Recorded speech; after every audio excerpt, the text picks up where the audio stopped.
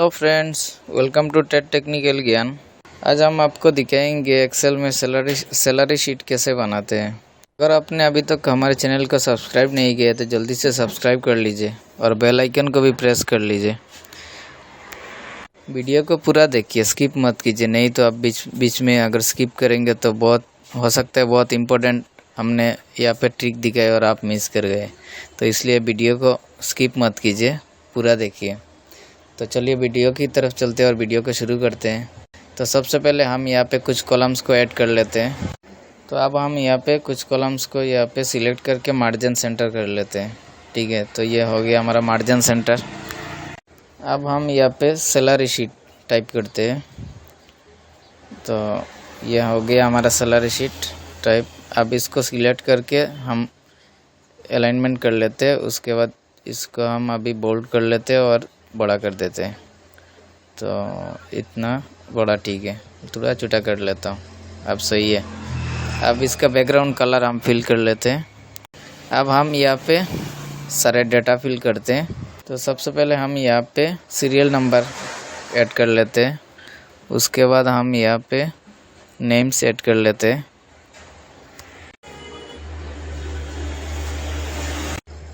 Basic add करने के बाद हम यहाँ पे हाउस रेंट ऐड कर लेते हैं। तो हाउस रेंट के बाद अब बस पेयर जो है ना वो ऐड कर लेते हैं। उसके बाद हम टैक्स ऐड कर लेते हैं कि कितना टैक्स पे करते हैं। टैक्स के बाद हम प्रोविडेंट फंड ऐड कर लेते हैं यहाँ पे। उसके बाद हम यहाँ पे एडवांस टाइप कर लेते हैं। तो हमारा एडवांस यहाँ पे टाइप हो गया। अब हमें कितना नेट सैलरी लास्ट में, ठीक है, नेट सैलरी हमने यहाँ पे ऐड कर लिया। अब नेम का जो कॉलम है उसको थोड़ा बड़ा कर देते हैं ताकि अच्छे से नेम आ जाए, और बाकी सबको भी थोड़ा थोड़ा बड़ा कर देते हैं ताकि अच्छे से वो दिख जाए। बड़ा कर दिया। अब हम प्रोविडेंट फंड को यहाँ पे वार्प टेक्स्ट कर लेते ताकि 2 लाइन में आ जाएगा। अब हम सीरियल नंबर को भी वार्प टेक्स्ट कर लेते और सेंटर अलाइनमेंट कर लेते। अब हम इन सब को पकड़ के सेंटर कर लेते और अलाइनमेंट कर लेते इन दोनों को भी। ठीक है, अब हमारा सब सेंटर अलाइनमेंट हो गया। अब इन सब को बोल्ड कर लेता हूँ। बोल्ड करने के बाद अब हम सीरियल नंबर्स को ऐड कर लेते हैं। तो सीरियल नंबर ऐड करने के लिए हमने पिछले वीडियो में दिखाया था। 1 2 लिखने के बाद उसको कंट्रोल 1 को सिलेक्ट करके कंट्रोल पकड़ के नीचे लेके आएंगे। तो जितना नीचे लेके आएंगे उतना ऐड होता रहेगा, ऑटोमेटिक आ जाएगा। अब हम यहाँ पे नेम सेट कर लेते हैं। तो हमने यहाँ पे कुछ नेम्स को ऐड कर लिया। ठीक है, तो अब हम क्या करेंगे, पोजीशन लिखेंगे। तो हमने पहले वाला जो है उनको MD लिख लिया पोजीशन। उनके बाद दूसरे वाले को GM, और तीसरे वाले को हमने सेल्समैन लिख लिया, सेल्समैन 1। उसके बाद सेल्समैन 2, सेल्समैन 3, ऐसे करके हम लिख लेंगे। आप मैनेजर भी लिख सकते हो। आपका जो मैनेजर है वो मैनेजर है, जो अकाउंटेंट है उनका अकाउंटेंट पोजीशन है, जो सिक्योरिटी गार्ड है तो वो सिक्योरिटी गार्ड है पोजीशन में लिखना है। जैसा है जिनका पोजीशन वही लिखना है यहाँ पे। ठीक है, तो अब हम इनका बेसिक सैलरी जो है वो यहाँ पे ऐड कर लेते हैं। तो हमने यहाँ पे MD का बेसिक सैलरी 60,000 यहाँ पे ऐड कर लेता हूँ। उसके बाद GM का कितना 45,000 GM का सैलरी हम यहाँ पे ऐड कर लेते हैं। तो उसके बाद सेल्समैन एक का हम 15,500, दूसरे का 13,000 यहाँ पे, और तीसरे वाले का हम सपोज 12,500 यहाँ पे ऐड कर देता हूँ। ठीक है, तो हमने यहाँ पे बेसिक सैलरी जो है वो हमने यहाँ पे ऐड कर लिया।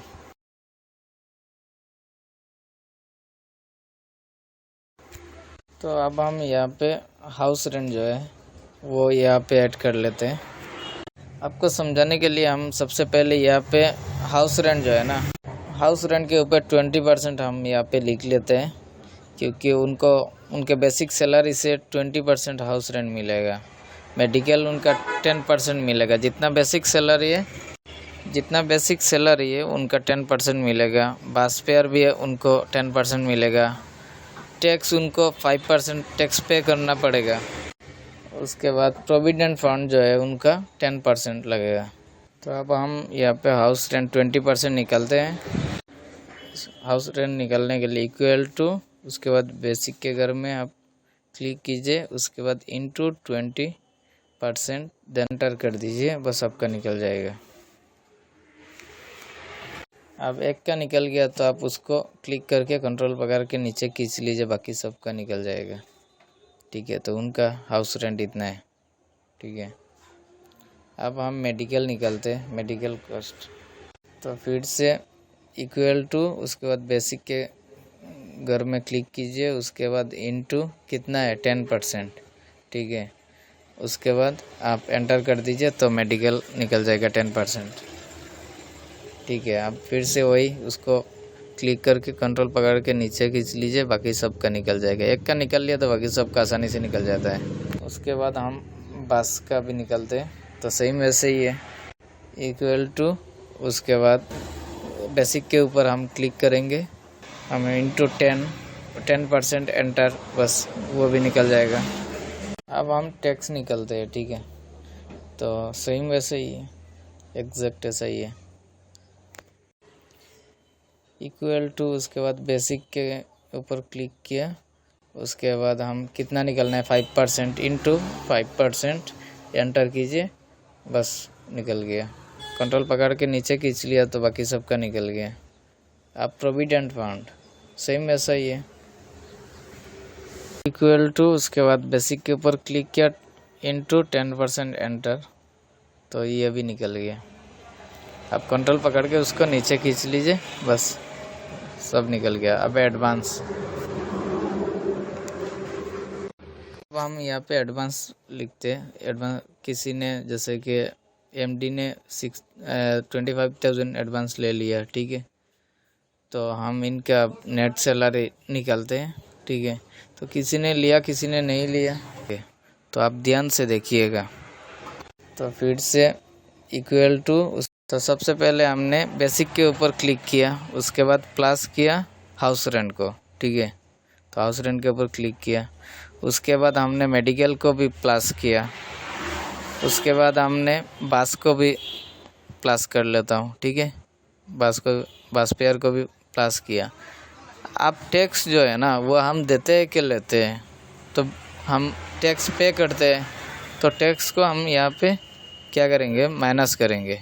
ठीक है, तो उसके बाद प्रोविडेंट फंड जो है वो लेते हैं कि देते हैं, क्योंकि हम देते हैं प्रोविडेंट फंड हमारे सैलरी से, तो माइनस। उसके बाद हमने एडवांस ले लिया तो वो हमारा माइनस होगा, तो माइनस, उसके बाद एंटर कीजिए, तो ये देखिए नेट सैलरी निकल गया।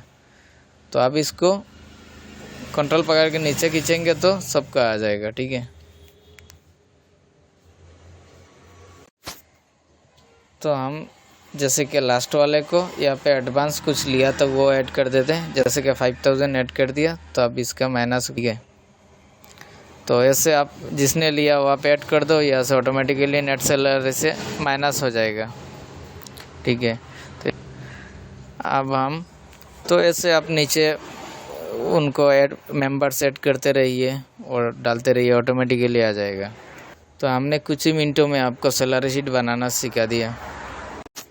तो आपने अभी कुछ ही मिनटों के अंदर अपने सैलरी शीट कैसे बनाते हैं वो सीख लिया। आपको हमारा वीडियो कैसा लगा? अच्छा लगे तो वीडियो को लाइक और चैनल को सब्सक्राइब कर लीजिए। पिछले वीडियो में हमने दिखाया था कस्टमर्स का कैसे अकाउंट मैनेज करते हैं। अगर आपने नहीं देखा है तो हमारे पिछले वीडियो को देख लीजिए, आपको और भी आइडिया मिल जाएगा। तो मिलते हैं अगले वीडियो में, तब तक के लिए आप अपना ख्याल रखिए। Thank you.